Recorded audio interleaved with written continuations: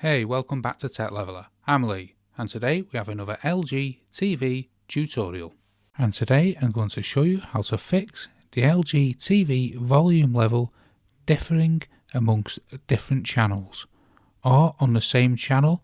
When an advert comes on, it may be loud or quiet, and then when your program comes on, the sound could be either too loud or too quiet.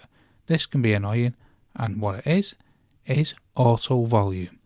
So to change it, let's press the settings button on our remote.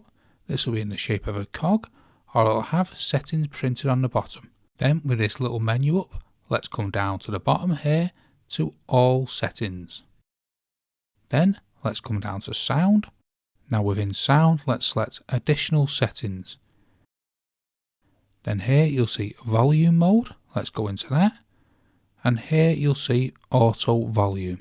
As you can see, mine's tabbed on, and it says here the gap between the sound volume of the program and the program is automatically set to watch the program of a consistent volume.